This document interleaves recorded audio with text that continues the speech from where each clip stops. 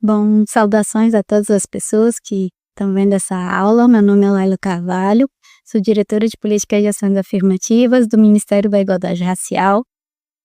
Sou cientista política de formação, também tenho doutorado em Ciência Política pela Universidade de São Paulo.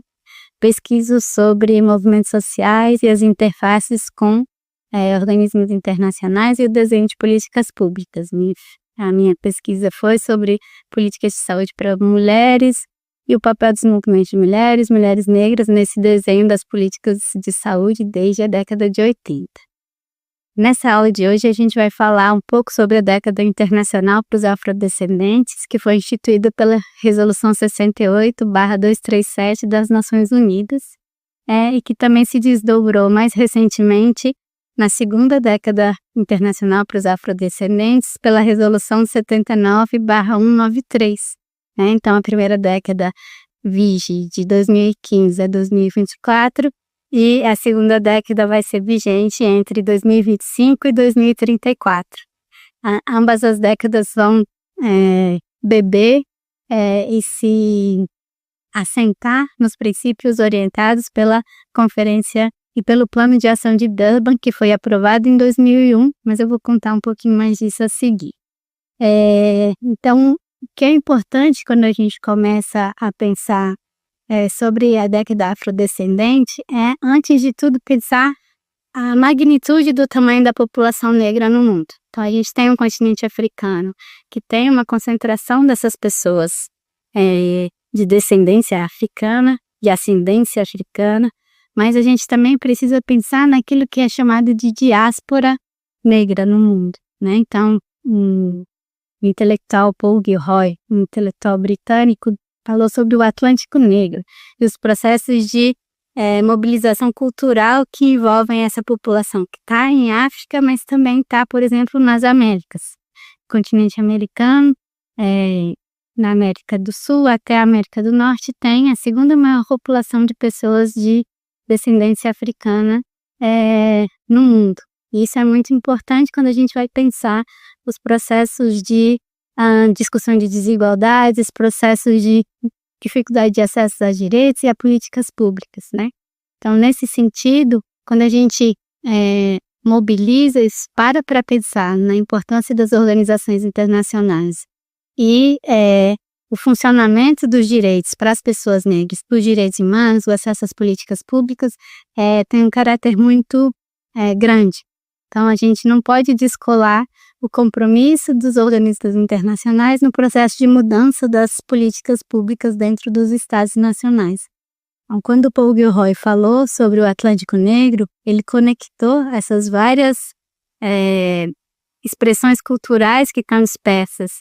tanto no continente africano, quanto no continente europeu, quanto no continente americano, demonstrando que existe uma conexão entre essas populações. A conexão nessa produção da presença negra em diferentes espaços que passaram, essa presença negra que é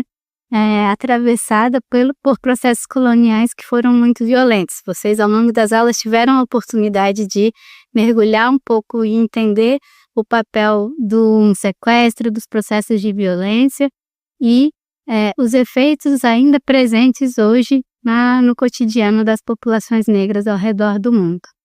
Então, nesse sentido é que se constrói a década internacional dos afrodescendentes e a segunda década também. Então, existe aí um reconhecimento no contexto da Conferência de Durban, que aconteceu em 2001, de que os estados têm um papel fundamental e relevante na reprodução das violências produzidas pelo colonialismo, que seria, então, importante que a gente reconheça que o racismo, processos históricos de exclusão precisam também passar por processos históricos de reparação e de produção de políticas públicas que promovam a equidade e a justiça racial. A Conferência de Durban contra o racismo e as formas correlatas de discriminação foi um momento muito importante dessa congregação da atuação dos estados, da sociedade civil, para discutir como o racismo afeta a vida das populações ao redor do mundo. Ela foi muito relevante porque ela reuniu uma delegação muito grande de pessoas da sociedade civil que tinham intervenções importantes para serem aportadas aos estados. Nesse sentido, destaca-se o papel do movimento negro junto à delegação brasileira, com destaque, por exemplo, para a atuação da Edna Roland, que fez um processo de interconexão entre as demandas do movimento da sociedade civil e o Estado brasileiro nessa representação daquilo que o racismo provoca na sociedade brasileira de maneira cotidiana, o que deu para o plano de ação de Durban uma maior capacidade de mapear os problemas que estão de fato afetando a população negra em diferentes lugares do mundo. Com isso, a gente tem avanços significativos, por exemplo, nas políticas de ações afirmativas no Brasil. Então, em 2002, a gente já sente no Brasil as repercussões de Durban, porque a gente tem o governo federal reconhecendo que o racismo impacta negativamente o acesso da população negra às políticas públicas, tem uma mobilização em torno de ações afirmativas dentro do governo federal, mas sobretudo nas universidades, como é o caso da UNB, como é o caso da UFBA, e que a gente vai começar os germes das políticas de cotas nas universidades brasileiras e na década de 2010 vão se consolidar de maneira mais sistemática.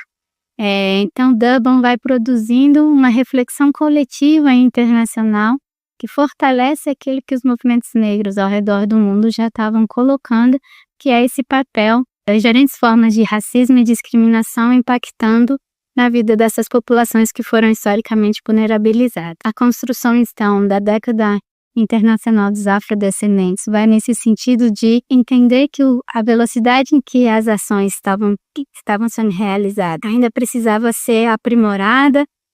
e que os estados tivessem, de fato, um maior engajamento no sentido de enfrentar os efeitos do racismo no cotidiano das políticas públicas, sobretudo considerando 3 pilares que foram definidos, então, por essa Resolução 6237, que fala sobre reconhecimento, justiça e desenvolvimento. Então, esses 3 pilares envolvem o processo de se reconhecer os impactos do racismo na vida das populações negras, mas também de reconhecer a contribuição das populações negras nas suas diversas formas de manifestação, à construção dessas sociedades, das culturas locais, de processos intelectuais,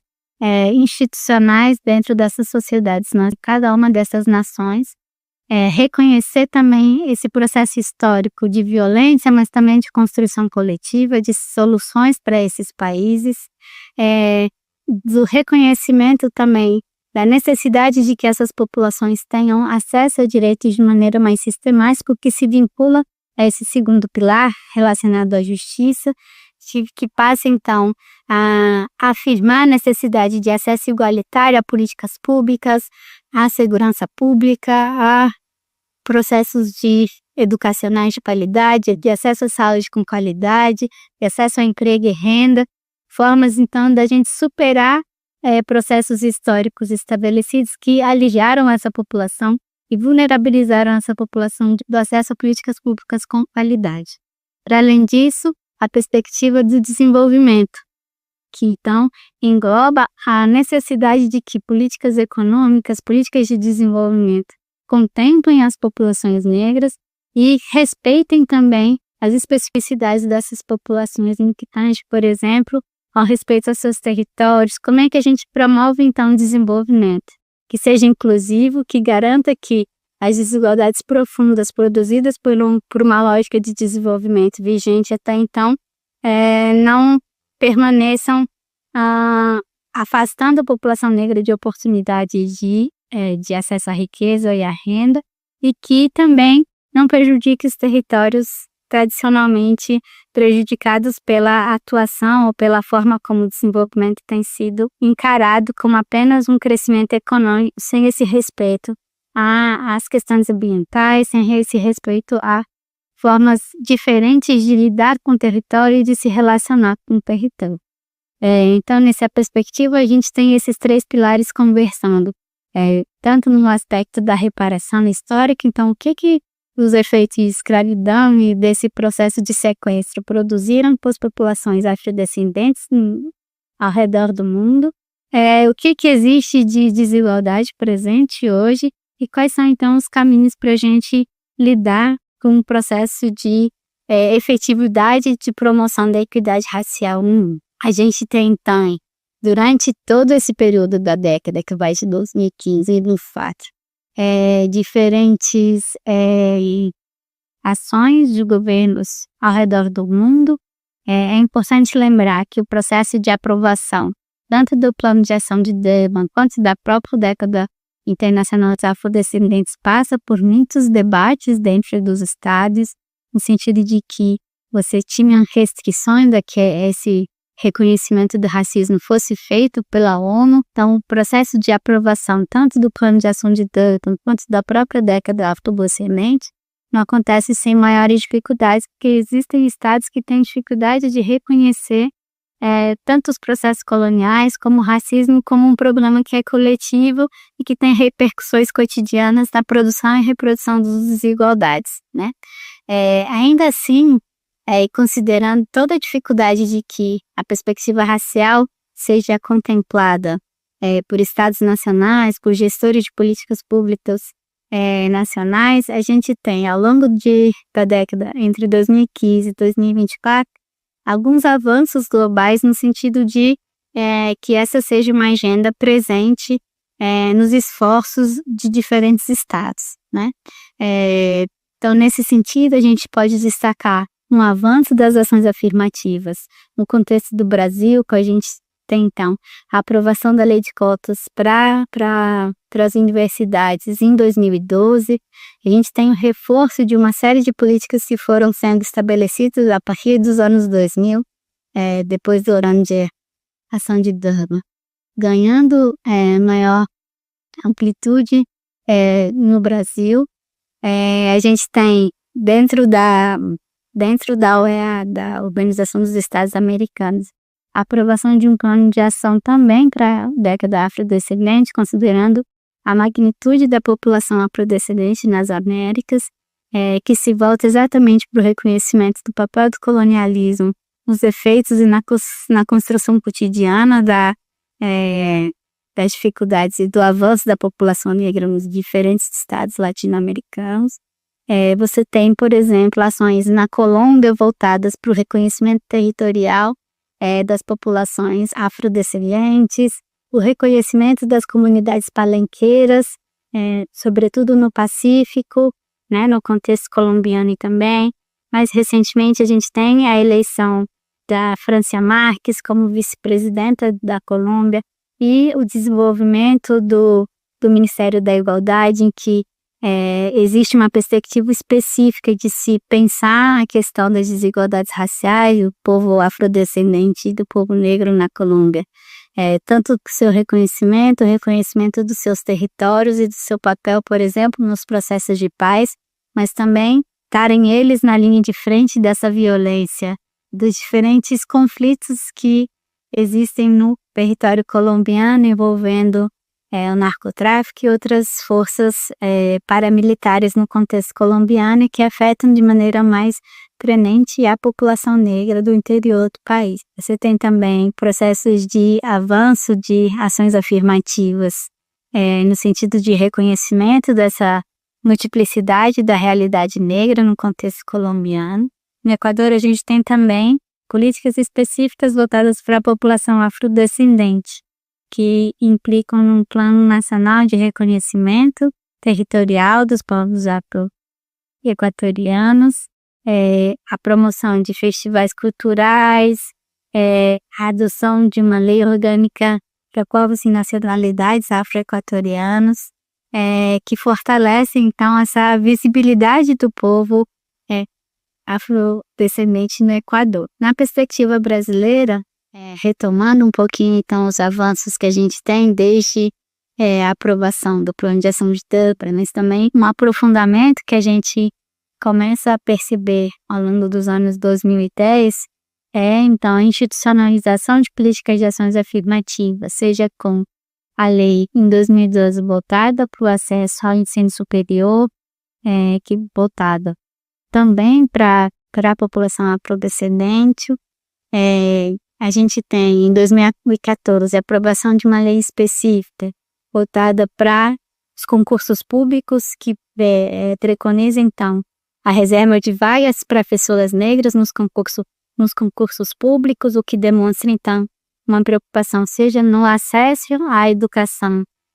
superior, mas também o acesso ao mercado de trabalho. No Brasil, o emprego público, o serviço público representa um dos espaços de melhores condições de trabalho, melhores salários, o que produziria, então, no contexto desse processo de reparação e de redução das desigualdades, uma oportunidade interessante para famílias negras de romperem ciclos de pobreza e de empobrecimento, e que elas foram colocadas de maneira histórica. Para além das ações afirmativas, a gente pode pensar nos avanços institucionais, no sentido, então, a gente parte da Secretaria de Promoção de Políticas de Igualdade Racial, no começo dos anos 2000, tem alguns processos de retração dessa agenda ao longo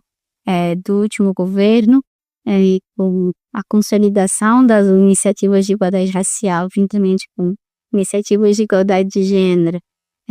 defesa dos direitos no Ministério, mas mais recentemente a gente tem a criação do Ministério da Igualdade Racial voltado exatamente para esse processo de fortalecimento das políticas de igualdade racial. Você tem no âmbito dos estados e municípios também iniciativas voltadas para fortalecimento de iniciativas locais da promoção de igualdade racial, seja por meio de secretarias estaduais e municipais ou órgãos de promoção da igualdade racial como um todo. No contexto mais recente, embora do governo dentro do desenvolvimento do Ministério da Igualdade Racial,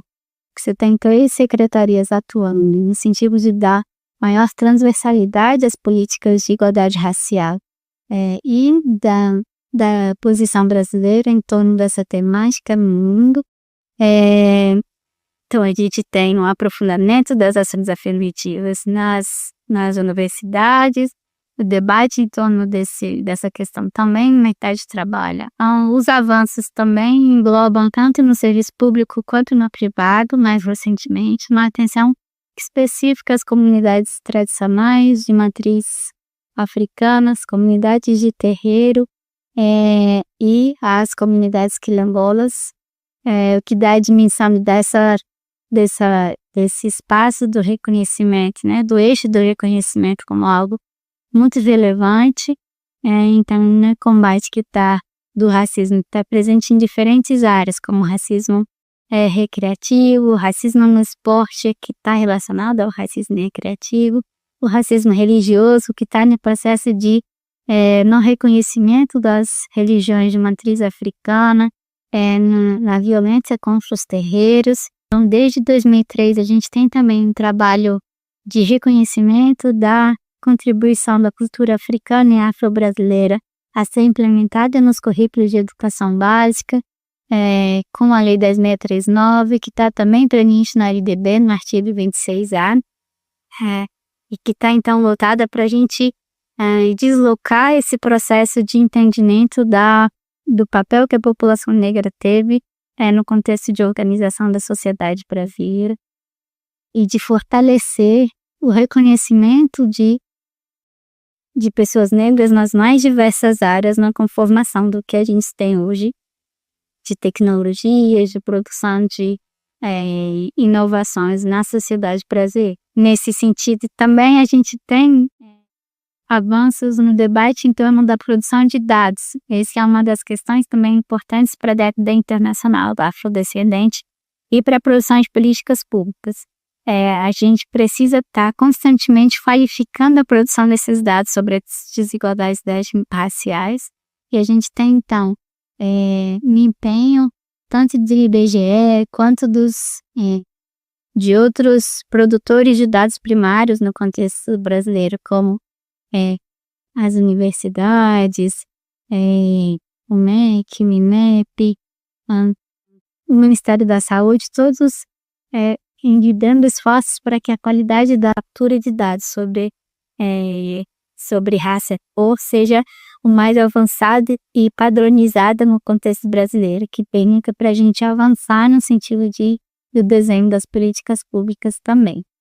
em que pesem todos esses avanços que foram sendo realizados, tanto no Brasil quanto no mundo, a gente tem ainda desafios muito relevantes, né? Então a gente consegue dar visibilidade para as desigualdades baseadas em raça ao redor do mundo, da importância da discriminação como um processo de alijamento de direitos e acesso a políticas públicas. No entanto, a gente ainda precisa avançar no sentido de consolidar iniciativas que tenham durabilidade no tempo e que sejam sustentáveis para que a gente siga de fato promovendo a equidade em todos os espaços e rompendo com processos históricos de discriminação e de racismo que afetam a vida das pessoas afrodescendentes em todo o mundo. É nesse sentido que em 2024 é aprovada a segunda década internacional afrodescendente, que vai até 2034. Se assenta ainda sobre os mesmos 3 eixos de reconhecimento, justiça e desenvolvimento, uma vez que se considerou que os avanços que foram feitos durante a primeira década ainda foram insuficientes.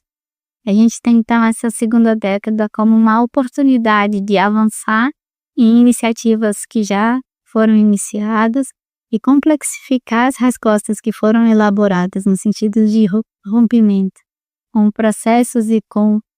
narrativas coloniais sobre a população afrodescendente em todo o globo, desse processo de valorização e reconhecimento da contribuição dessas pessoas à organização das sociedades nacionais e também sinaliza para a importância que essa temática tem na atuação dos Estados nacionais e dos organismos internacionais. Assim, a gente fortalece os processos locais de organização da sociedade civil, que costuma fazer as denúncias em torno das violações de direitos. E aí, quando a gente pensa, por exemplo, nas violências estatais, violências policiais, que estão largamente apoiadas em processos de racismo institucional, a gente tem também a necessidade de evolução de ações afirmativas na socioeducação e ao mercado de trabalho. A gente tem a necessidade da universalização dessa nova narrativa, da narrativa crítica à narrativa colonial, que foi produzida em relação a esses corpos. O mais importante de tudo é um processo de quebra da desumanização que essa população sofreu de maneira histórica. Então, a desumanização que começa no processo de sequestro, a justificativa do uso da mão de obra escravizada de pessoas negras ao longo da história em diferentes territórios, e depois passa por uma repetição, uma reiteração de negação de direitos, de acesso à riqueza e de possibilidade de desenvolvimento dessas populações. A gente tem, então, uma oportunidade sem limites para promover mudanças nesse momento. Então, a incorporação das pessoas negras e a garantia de oportunidades para as pessoas afrodescendentes ao redor do mundo permite que a gente inove respostas a problemas antigos, que a gente produza sociedades menos violentas e menos desiguais nesse sentido. E a segunda década afrodescendente é uma oportunidade para que a gente produza novas respostas a problemas antigos, passando exatamente por pela valorização e pelo reconhecimento da população afrodescendente em todo o mundo, o fortalecimento de ações voltadas à superação das desigualdades e que alisam essas populações do acesso a direitos, a riquezas, e que tem impactos profundos também na relação que essas sociedades nacionais têm com os recursos naturais e com as comunidades e povos tradicionais que ocupam seus territórios. Esse processo de reconhecimento dessas populações tem também impactos, por exemplo, na forma como a gente lida com a gestão dos recursos naturais e das terras e dos territórios nacionais. É importante, então, que a gente valorize tudo aquilo que essas populações afrodescendentes produziram no contexto das Américas, que a gente, então, produza e valorize respostas voltadas para promover a igualdade racial, respostas uma equidade voltadas para promover a igualdade racial, e que fortaleçam os processos de denúncia do racismo em todas as suas facetas e no cotidiano da população afrodescendente. Nessa aula a gente passou por uma discussão do que é a diáspora africana e a dimensão dessa diáspora, povo afrodescendente nas Américas e ao redor do mundo. Falamos um pouco sobre o Atlântico Negro, para pensar então a conexão dessas populações afrodescendentes naquilo que seja as produções culturais, tecnológicas e de políticas públicas produzidas por essa população afrodescendente, mas também, ao mesmo tempo, a vivência de processos de subalternidade que são bastante semelhantes ao redor do globo também. E passamos então pelo processo de construção do Plano de Ação de Durban e os seus efeitos mais tarde na primeira década afrodescendente aprovada e instituída em 2011 e que teve em funcionamento entre 2015 e 2024. Falamos então dos avanços que foram conseguidos ao longo dessa década em 3 países, Brasil, Colômbia e Equador. E falamos também das limitações e a necessidade do desenho de uma segunda década internacional dos afrodescendentes, que inicia em 2025 e se estende até 2034. Essa segunda década, então, uma oportunidade de aprofundamento dos avanços da primeira década e da promoção dos 3 pilares: reconhecimento, justiça e desenvolvimento para as populações negras, na perspectiva da atração dos estados, dos organismos internacionais e da sociedade civil. Eu agradeço ao Alara essa oportunidade da gente debater a dimensão internacional, os avanços de debate sobre as desigualdades raciais e os efeitos do racismo no cotidiano da população afrodescendente. Desejo a todos ótimas discussões em torno desse tema. Lembrando que, ainda que pareça distante, a dimensão internacional tem um efeito bastante sensível no contexto de desenho das políticas públicas, na medida em que esse contexto internacional muitas vezes constrange estados, grandes corporações a, de fato, promover mudanças de comportamento relevantes para essas populações que são muitas vezes invisibilizadas por esse próprio estado, por essas corporações. Então, essas décadas internacionais têm um papel fundamental para nós que somos gestores de políticas públicas fazermos avançar mudanças relevantes. Então, é muito importante que a gente leia os documentos desenhados para essas décadas, reflita sobre os desafios que esses documentos colocam, uma vez que eles são fontes muito ricas de aprendizados nacionais que são traduzidos para compromissos coletivos e transnacionais, e também envolvem o esforço de movimentos sociais, de organizações de diferentes lugares. Então, é isso. Muito obrigada e até breve.